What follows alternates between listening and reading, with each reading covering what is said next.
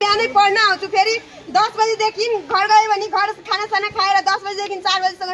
कुनै पढाउँछ कुनै काम गर्छ सबै ब्याङ्कमा जान्छ जताभावी सबै कामै गर्छ रोजगार कोही बसेको छैन सबैजना कामै गर्छ सबैजना अब आफ्नो खुट्टामा उभिने भइसकेछ केही न केही गर्न चाहेको छ सर यहाँ पढ्न आएको छ पढाइको टाइममा पढ्दैन पढाइ हुँदैन 2 महिनादेखि क्लासै राम्रोसँग चलिरहेको छैन सर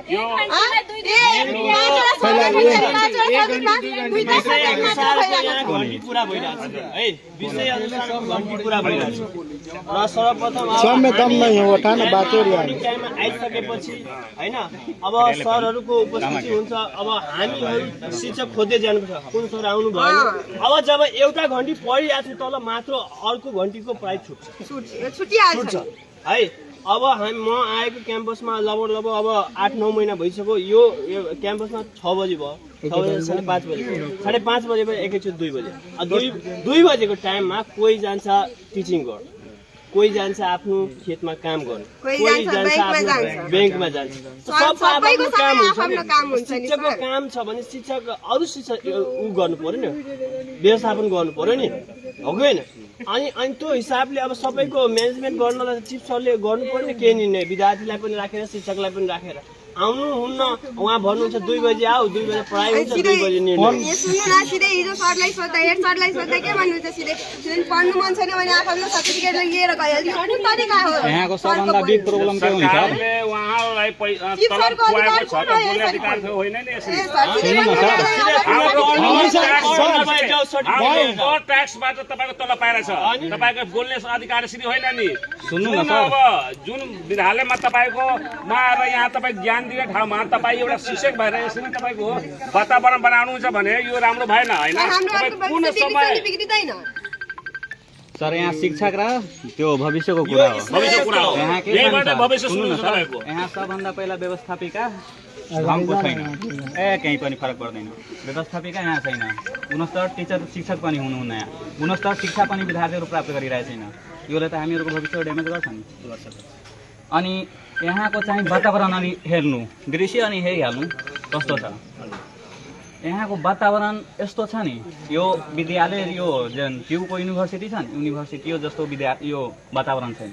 पढ्ने खालको वातावरण त्यहाँ छँदै छैन कोही आएर गुहल्ला गर्छ एउटा होली इभेन्ट स्कुल छ यहाँ बच्चाहरू त्यहाँ हेरिराख्नु भएछ हेर्नु न अब क्याम्पस भित्रै 2टा चलिरहेछ प्राइभेट आफ्नो 2टा सिफ्ट हामीहरू बचाउनु पर्यो तर 2टा क्लास चलिरहेछ त्यो टोयलेट छ वाशरूम वहाँ गएर हेर्नु त्यहाँबाट मलाई लागिरहेछ संक्रमित कहीँ भयो भने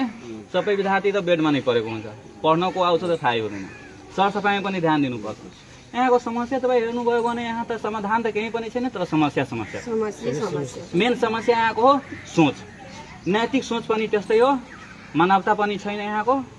अनि केही बोल्न पनि अधिकार छैन विद्यार्थी थर्काएर अनि केही भयो भने विद्यार्थीको घरमा जुन अभिभावक हुन्छ उहाँलाई पनि भन्ने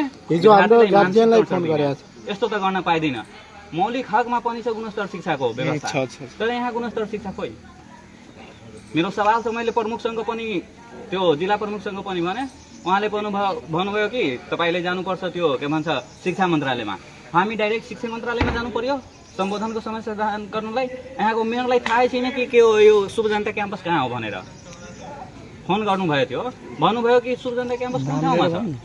थाहै छैन अब यस्तो समस्या आइसकेछ यो राजनीति हस्तक्षेप भइरहेछ राजनीति हस्तक्षेप त यो त सबै तहस नष्ट पार्छ नै अब यस्तो विद्यार्थीहरूको छ भने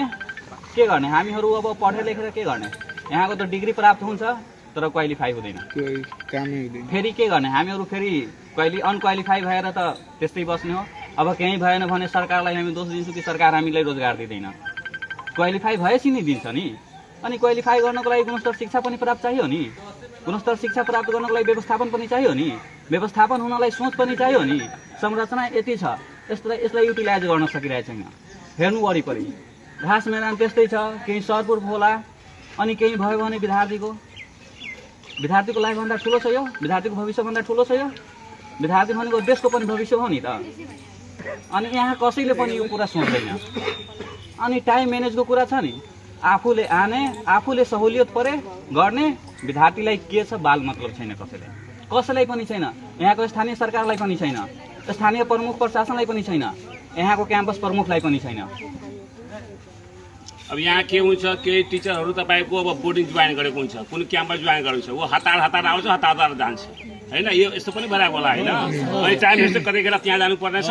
अनि त्यहाँ गइहाल्छ होइन अनि अब त्यहाँ पढाउनु पर्ने जुन पिरियड हुन्छ त्यो पिरियडभन्दा अगाडि नै निस्किहाल्छ र कहिले अब्सेन्ट बस्छ होइन त्यो विषयमा होइन जुन टिचरहरू छन् उहाँहरूको नाम दिनुहोस् होइन उहाँहरूले म कल गर्छु बसाएर यो